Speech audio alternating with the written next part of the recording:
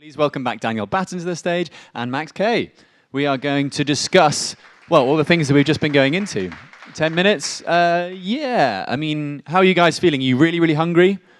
Or are you desperate to get out of here? Or are you keen for a longish panel?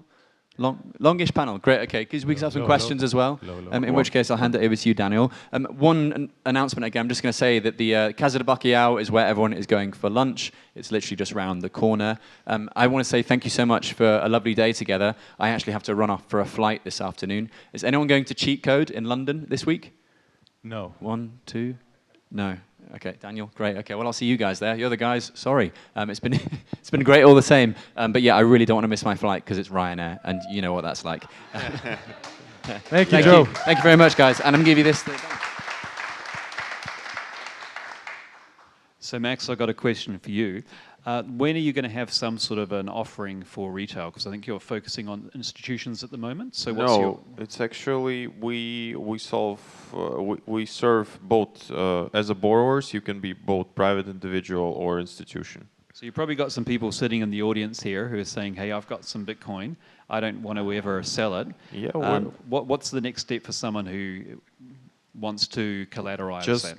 Just go to the platform. There's like loan offer list. You can just check it out. If you find something that you like, you can choose and go just from there. If you don't like something, there's like a request form you can type. Because the thing that we have some lenders who are happy to be public. They post their offers. And then we also have the same amount of lenders that are private because they say, well, I'm not going to post offer that I'm going to provide loans only starting from 1 million, let's say. So we kind of have a loan OTC desk. So you're providing kind of a marketplace for, you're looking for lenders and you're also looking for borrowers and you're matchmaking them together. We can match through the public offer lists, or if you have some certain requests, you can just send us an email and we'll find you a lender. And is it available in all jurisdictions? Are there some parts of the world you can't? Yeah. Fantastic. There you go. Yeah. Except for those who are like sanctioned jurisdictions, you know. Obviously, we don't want to deal with them. You don't want to go to jail. Yeah, I don't want to go to jail. So. Fantastic. Alejandro, just a very simple question. Can you please explain this to everyone here who may not know about centralisation risk? There's a difference between if a mining company gets more than 51% of the hash rate versus if a pool combined gets more than 51%. What is the risk specific to when a pool gets more than 50% of hash rate? What could happen? Oh, that's a good question, yeah. So basically, when a pool gets more than 50%, actually it's a little bit less, but 50%, let's say there, they can wreak havoc on the Bitcoin blockchain. They can change what's going on in the blockchain. They can reverse transactions. They essentially gain control of Bitcoin, which is a very serious problem. So this is one reason why we're trying to decentralize the blocks. We don't want, like I'm working for you, the Bitcoin holders, because if we get to that point where one operator owns more than 50, and we're close, that is a risk to our investment or to Bitcoin as an asset. So, and what do you think your chances are of removing that risk? Me as a pool operator? Yeah. I think they're very high.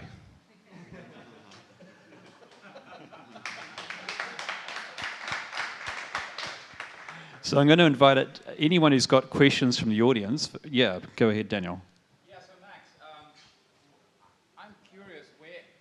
I mean, the interest is actually too high of loans because I have a extremely liquid asset, which is traded 24/7 all over the globe. Yeah. If I compare it to real estate, I mean, we are worlds apart, and the bank will give anyone a loan who is not worthy of any credit at, I don't know what it is today, 5%. Yeah. Where do you see this market developing, and what's the kind of the time frame? Because really, I don't think a lot of people are willing to pay two-figure percentages today. Yeah. When you compare it to the real estate market. Yeah. So that's a common misconception between Bitcoiners. You know, we believe that Bitcoin is a super asset, which it is. but we don't understand that the rest of the people outside of our echo chamber doesn't believe that, right? And most of the liquidity providers and lenders who do Bitcoin-backed loans at the moment, they are Bitcoiners. So for them, it's a very simple, two very simple options. I can buy Bitcoin and just hold it, or I can provide liquidity. But if I want to provide liquidity, I'm going to provide for the same people who don't want to sell it. They do understand that there's like high potential in this asset, and they do understand that probably you're going to pay double digits for that because you don't want to sell it. And there's also another reason is that in most countries, most regions, borrowing against your Bitcoin is a non-taxable event, which is good because if you will sell it, you're probably going to pay the same double digit, and you're going to miss on the uptick movement of the Bitcoin. So that's number one. Number two, again, this is what we're doing with Debifi is we kind of creating this, we have similar concept that Demand Pool has, is that they trying to decentralize the let's say energy flow, and we're trying to decentralize the cash flow. We want to onboard as many liquidity providers as there are because we already see that they're starting to compete. We had, I'll give you a brief example. We had a Swiss, we still have them as a lender. They just get off with all the liquidity because they were like not skeptical, but they were like, okay, we have like a couple millions. We're gonna put them on your platform. So they did that, and they provided because they have an access to the Swiss capital market, which is very cheap in terms of liquidity. They provided a very competitive interest rate. It was like not twice, but like 30–40% less than other interest rate. And their liquidity was swiped out in a matter of weeks. And now they're raising more to go back on the marketplace and provide more liquidity. And eventually, this is what's going to happen. We currently have like 20 plus institutions on the platform available for lending businesses. We expect that in next 12 months, at least going to double the amount of institutions, but we're actually looking at the triple volumes. And as they will onboard, they will compete. Because those who have expensive capital, they will go elsewhere, or they're just going to stop doing this. So it's only a matter of time when you're going to see single-digit loans. But I'm afraid there's still we still have a lot of time to go to the same interest rates that banks are providing for the real estate, because for banks, Bitcoin is still like very risky asset mostly because they don't understand that. You understand, they don't. Are you the only person who's providing peer-to-peer Bitcoin-backed loans currently? Are there other people doing that currently?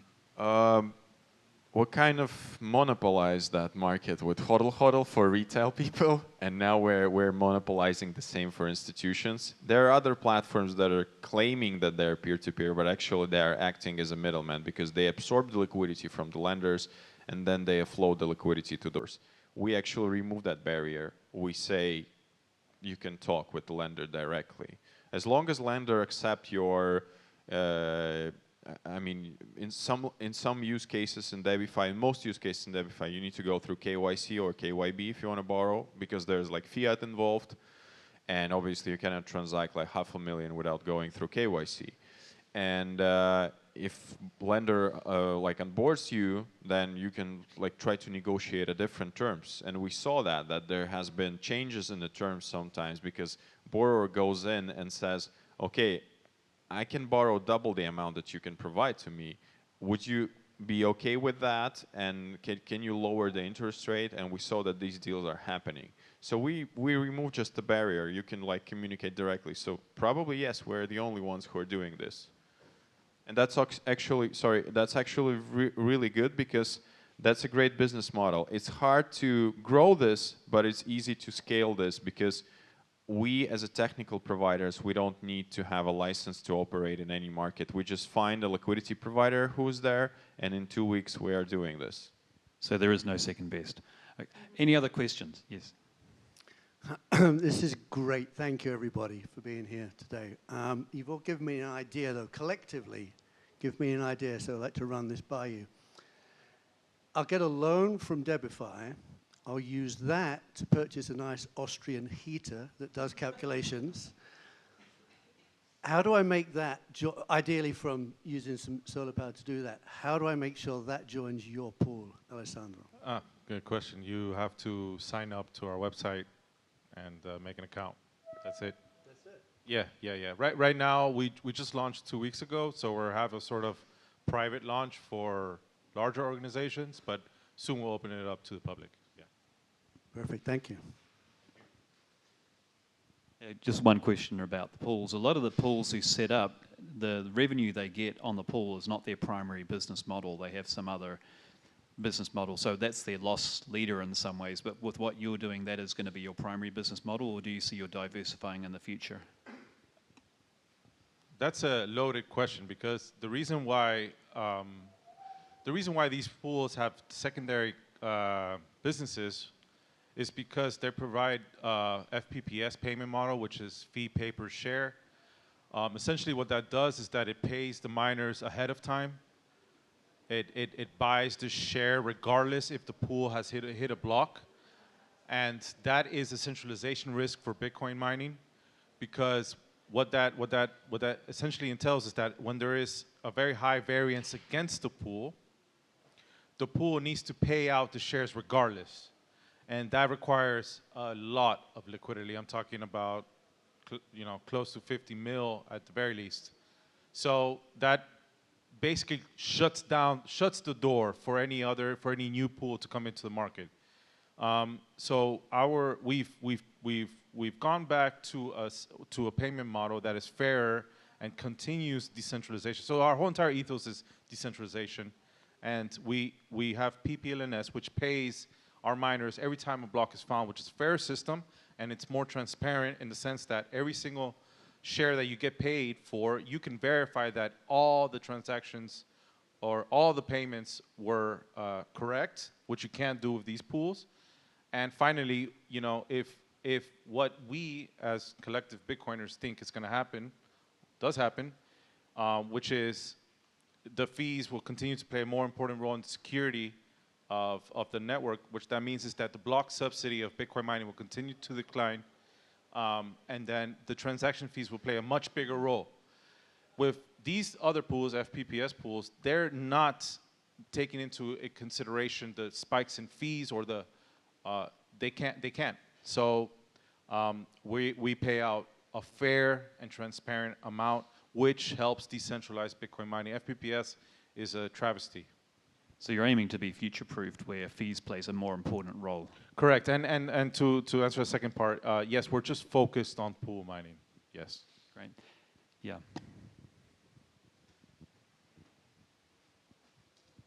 Thank you. My question is for Alejandro, who you just mentioned that the risk there is in too much concentration on the mining, on the biggest miners.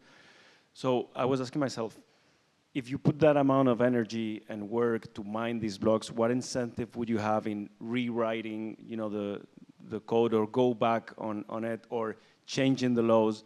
It would basically scramble the whole thing, and it will be worth probably nothing. Nothing.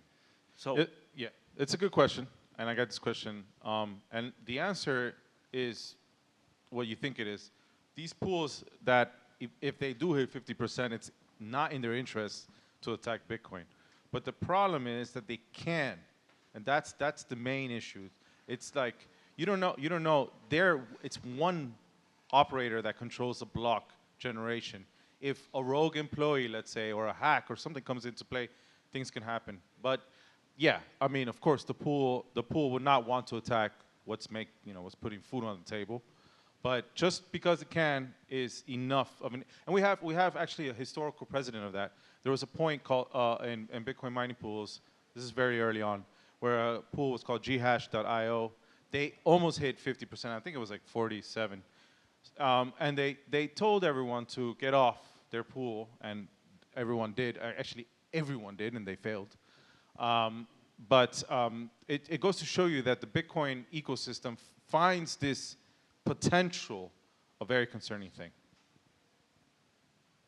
I think we're out of time. Yep. So thank you very much to you. Alejandro and Max. Thank you. Thank you.